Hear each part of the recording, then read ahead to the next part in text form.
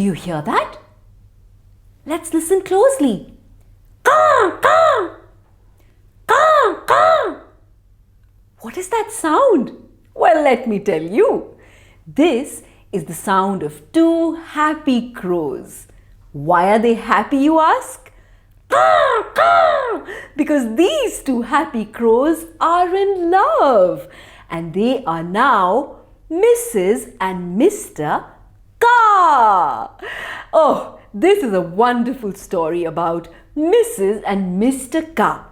And today is a very special day. Caw, caw, caw, caw. They've just been married and they're out looking for the perfect place to build a nest.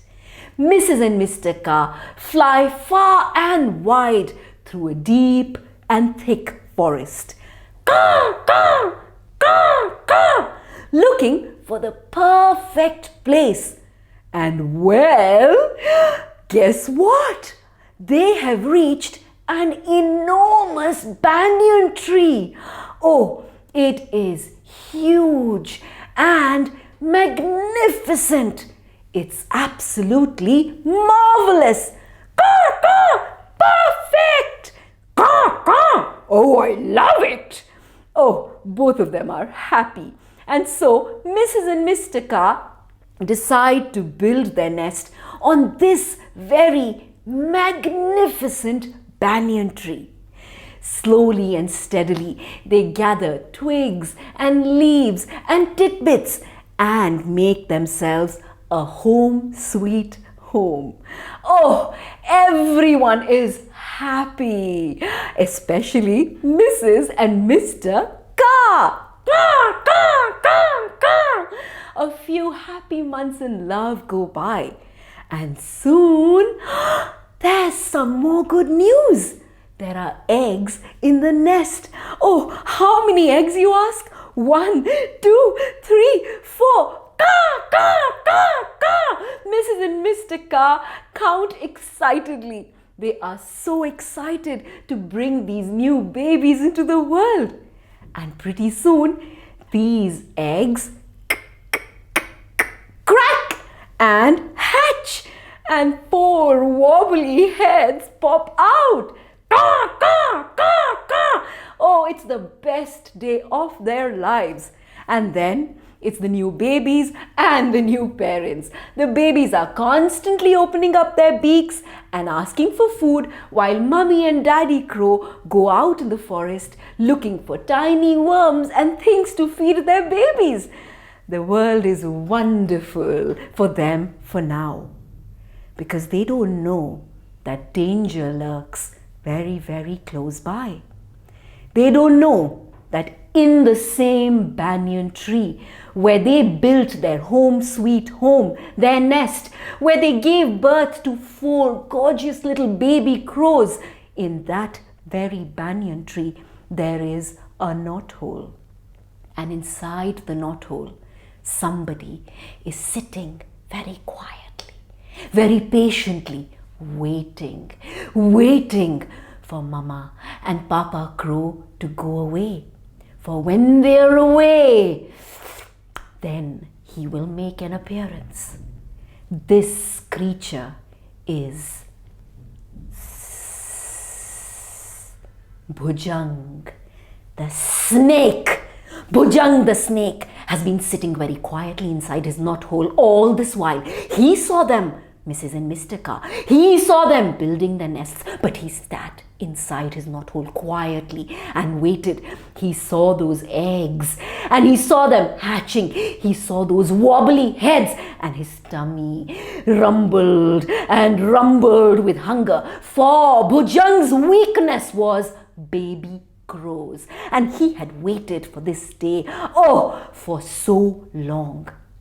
One day, as Mama and Papa Crow go out into the forest looking for food for their now little big babies, Bhujang slowly slithers out of his nest, his sinewy body moving left and right, and he goes to the nest. And there the not so big and not so little babies are sitting helplessly, for they can't fly yet. And there Bhujang looks at them greedily. He opens his mouth wide and I better not tell you, for it'll break your heart. It certainly broke the heart of Mrs. and Mr. Car when they came back home in the evening and they found an empty nest. Mrs. Car cried bitterly, "Caw, caw, caw, caw," and Mr. Car tried to console her but soon gave in and joined in the mourning. Caw, caw, caw. They both cried for their babies, their helpless babies, and soon their loud, sad cawing alerted all the other crows in the forest. And one by one, each one flew onto that enormous banyan tree. And that night, that banyan tree was full of crying and mourning crows. It seemed as though the banyan tree didn't have leaves. The banyan tree had crows for leaves in just that one night. The next morning, Mrs. Car gathered herself. She wanted to do something about it. The other crows told her that they were foolish to build a nest in this banyan tree where Bhujang lived. Everybody knew about Bhujang.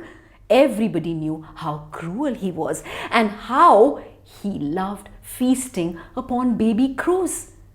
Mr. and Mrs. Car had no idea. They were clueless. "Car, this will have to stop," said Mrs. Car with renewed confidence. And she decided to go and take help from Lomaka the fox. Lomaka the fox was an old friend of Mrs. and Mr. Car's. And Lomaka the fox seemed to know about everything. When they both went to Lomaka, he shook his head sadly. "Oh, what a pity, what a pity. Why did you not research well? That banyan tree? Oh, and Bhujang? Oh, everybody knows about him. But you're right, we need to take action and do something about Bhujang. Let me think." Lomaka the fox paced up and down, left and right, and then he snapped his fingers and said, "Aha! I have a brilliant plan." Lomaka whispered the plan in Mr. and Mrs. Car's ears. When they heard the plan, they were a little nervous but determined to seek revenge.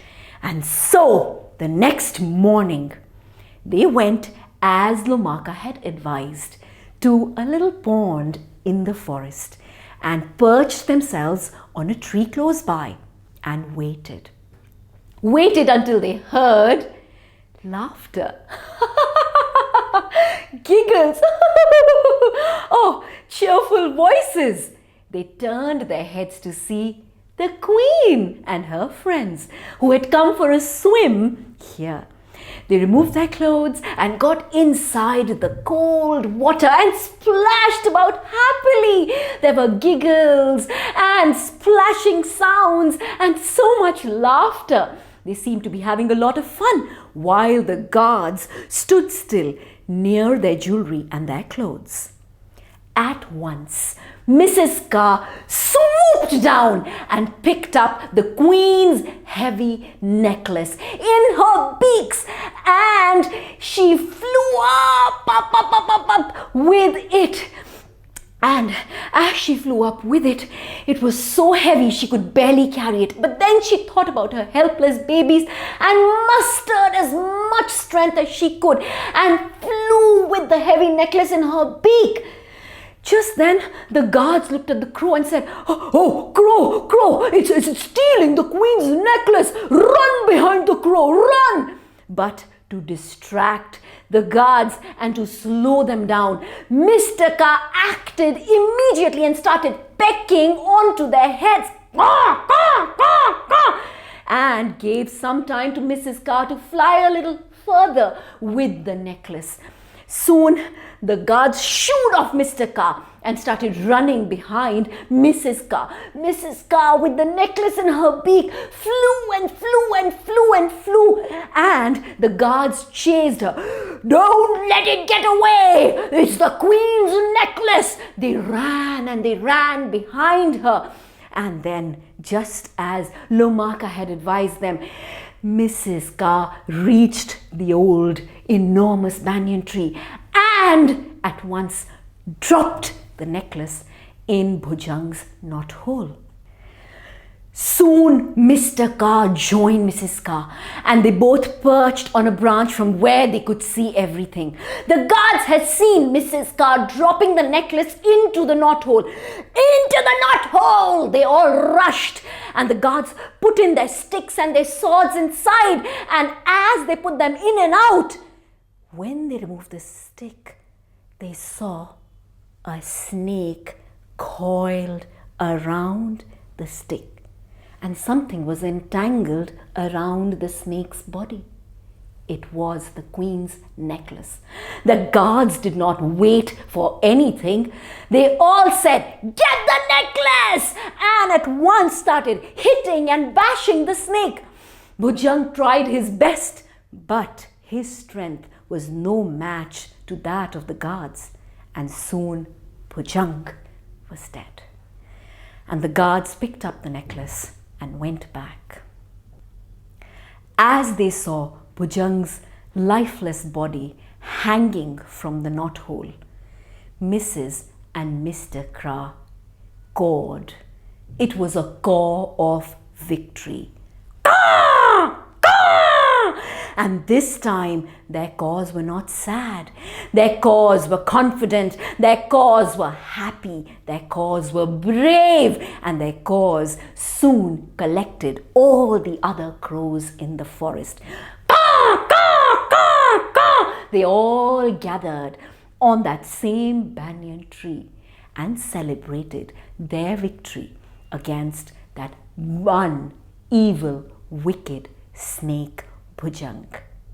And then everything went off happily.